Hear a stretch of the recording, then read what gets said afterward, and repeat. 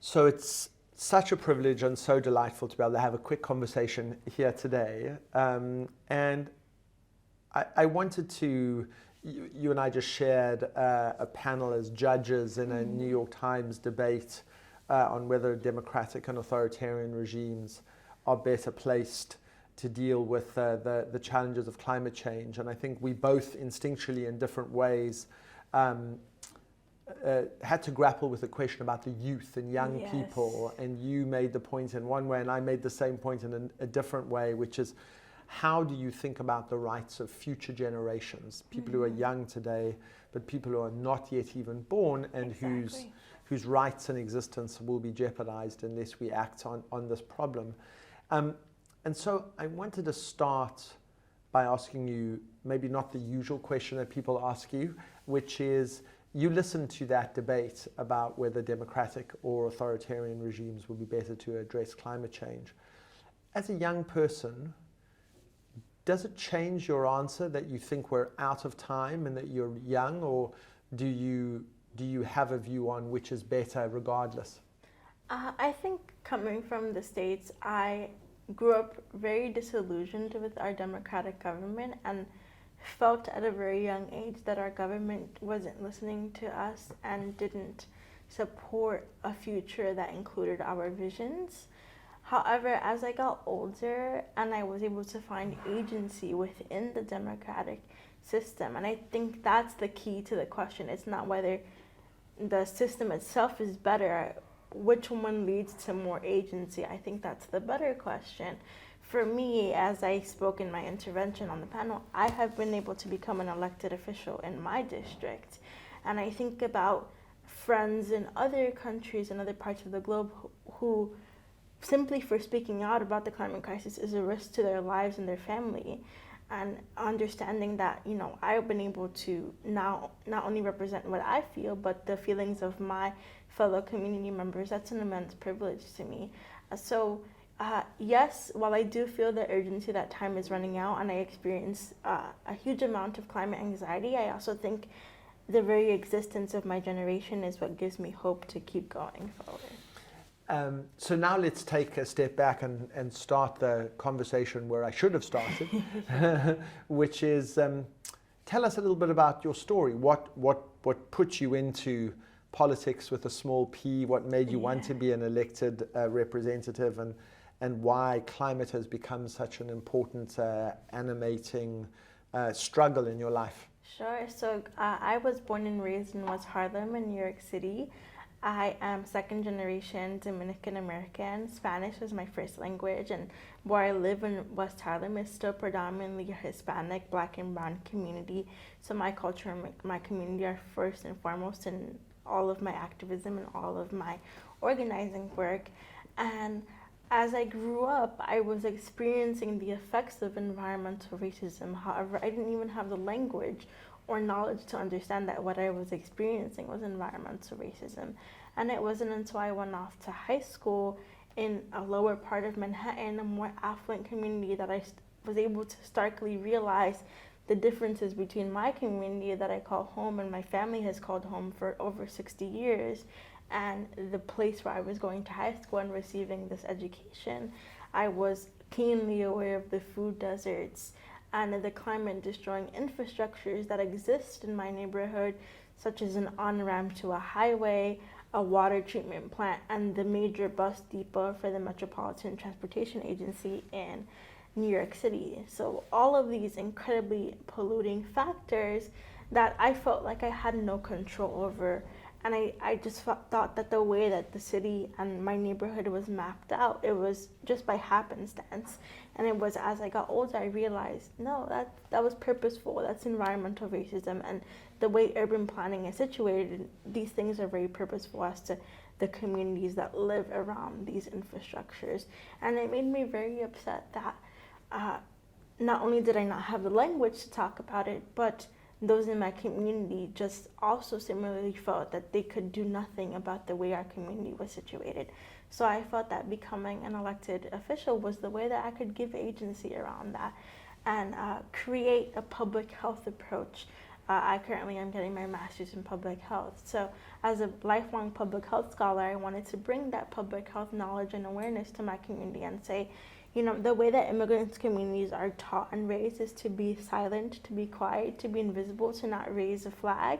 And I wanted to dismantle that notion and say, no, we can be loud, we can be proud, we can advocate for our community, and we can advocate for our community together. We don't necessarily need, the mayor to do a walkabout tour and to give us sort of this tokenized press. We can have our own electeds from our community become the leaders and do something about what's happening in our community. And so you've chosen your theatre of activism and engagement to be the public realm as an elected official. As you made the transition from being a person who was organizing to being a person who bore the responsibilities of being elected and having to represent your full constituency and having to balance and trade off on, just what governance means. What has that taught you? What's been interesting about that? What's been unexpected about that? Yes, I think the way that I observed my leaders in the States is that I felt like activism and organizing had to be inherently separate from political organizing. And doing this work myself, I realized that that's actually not true. The very things that make me a good organizer, the empathy, the listening, the not being unwilling to compromise, being there in person and putting my own humanity on the line, bringing those same qualities to my governance as an elected official, I believe is what makes me a good elected official. It makes me someone that my community wants to re-elect. It makes me someone who they can trust. And my hope is that as more Gen Z members begin to run campaigns and to go into Congress and parliaments, that we bring that organizing passion and fire into our governance and really sort of merge those two qualities together. How was your experience at COP? Tell us, I had the great privilege of watching you on a panel of these exceptional women of color, young women of color, being in a conversation with Emma Watson at the New York Times Climate Hub. And I was struck by this palette and this image of the future having a voice. And I was very moved by that. But I should imagine that reception you got there was not necessarily the same reception you got at the official COP experience. So tell us about that. Yes, my official COP experience at the Blue Zone was quite horrible, to be honest. I went into COP understanding that it's never sort of the most appropriate to put all your hopes in these negotiations because they tend to be a little bit of formality, a little bit of change, and an interesting mix of both. And however, I was still excited to be present and to be able to be at the conference. But the minute that I arrived, I was very keenly aware that COP was not meant for people like myself, disabled individuals, individuals of color, women. One of the members at the security gate, he even questioned my disability. And this is a notion that I've heard from other disabled observers, saying that security was very, very discriminatory and rude in asking disabled folks to prove their disabilities and prove why they should be able to, accelerate the line and things of that nature. And additionally, there's a lift to get up a couple steps upon the entrance of COP, and that lift got stuck multiple times. It happened to myself, it happened to other members who were also trying to attend the negotiations. I was also really disheartened by the sort of subtle greenwashing that was happening inside the COP itself. When you walk into the pavilion space and you see the various country pavilions, it was very clear which countries are the polluters and then which countries come from the global south and come from countries who are experiencing the pollution. Countries like the States and Australia and some of the greatest polluters, they had amazing, elaborate, beautiful pavilions, while pavilions of countries from the global south were very tiny and could barely hold a couple members of the constituency. And it made me very saddened to see that the way that we talk about who is in the hierarchy of who can solve the climate crisis was equally, if not more overtly, displayed within the COP itself. It was also very frustrating to see that the COP organizers didn't seem to have the intention of wanting the most amount of observers to be part of the conversation itself. There was a cap at the number of people who could be at certain negotiations, and I get that that's at some point for safety, especially during a pandemic, but then there was a live stream for folks literally 100 feet away from the conversation to be able to listen. And I thought that was kind of absurd. We're all in a space. We've spent thousands of dollars to come here, to get flights, to get lodging, and we can't even be part of these conversations. And then we think about access to technology and even having a Wi-Fi or a VPN to be able to access these live streams. Individuals from the global south, indigenous individuals, might not have access to these technologies to be able to pull out a laptop, an iPad, an iPhone, to quickly click on a link and watch a live stream. And it begs the question, why aren't we equitably included in the first place? It's incredibly frustrating. So I want to ask you a kind of final question about a theory of change from the point of view of politics. Sitting where I've been watching the legislative process in the United States and watching a $150 billion coal transition plan, carefully constructed, thoughtfully done, scuppered by a certain senator from West Virginia who owns coal stocks and is seeking to preserve the jobs of a group of people who should be taken care of and should have their rights and needs be paid attention to, but there are many, many ways you can do that in a way that is consistent with a just transition. Yes. And to see that scuppered has really shocked my faith in the mechanics of the United States. Yes.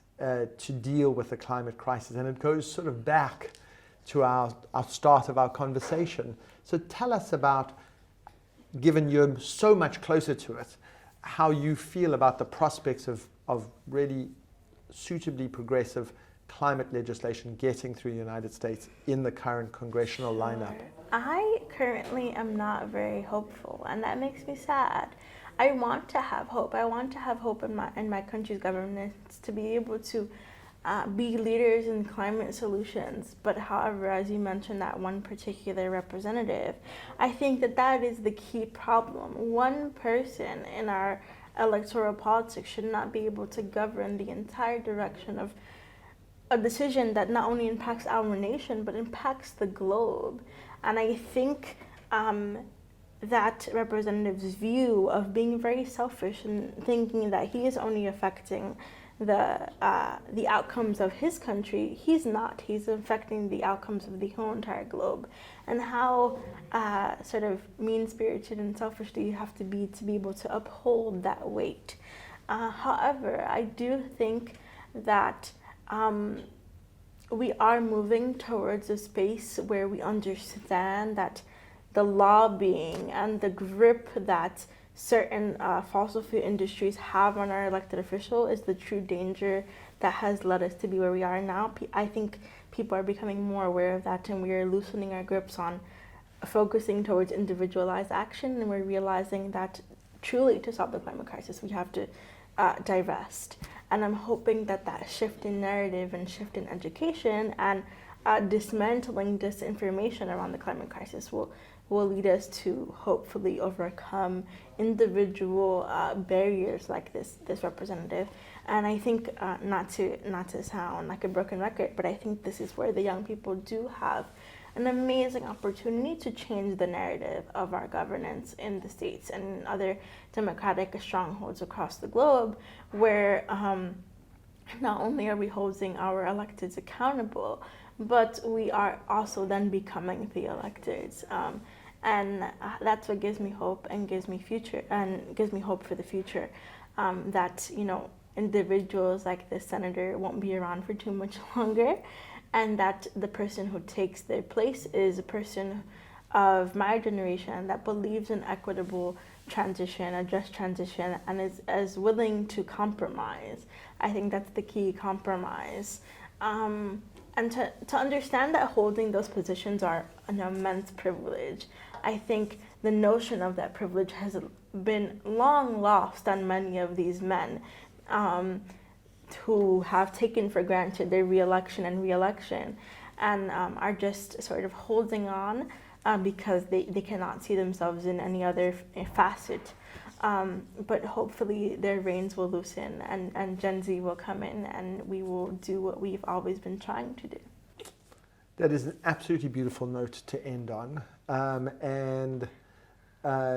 Thank you for being here. Thank you for speaking out on behalf of a set of voices that are too often both forgotten and marginalized. And thank you also for the courage of being in office and and representing. And Yes. I have the inverse experience of yours, that if you're in office, it gives me hope that at least there will be people there who will be carrying the banner forward. Yes. And that the distinction between representation and organizing is one that you are refusing to accept, and carrying that spirit into your office. Yes, I mean, I think that the spirit of both of those things are something that are constantly trying to be dismantled, where they kind of want us to just be another cog in the wheel, to be disillusioned, to be angry, and it's no, we're fighting back not only with hope, but with spirit and liveliness, and we're not letting that hope be diminished within our generation. Those are beautiful final words. Thank you. Safe travels back home. Thank you very much. And we'll continue to root from you on both sides of the Atlantic. Thank you. Thank you so much for watching. This has been a special impromptu session that we've done straight after a wonderful debate that we had here in the New York Times Climate Hub. For more information about the Conduit and our community of change makers, please look at theconduit.com. And thank you for joining us from this live broadcast here from COP.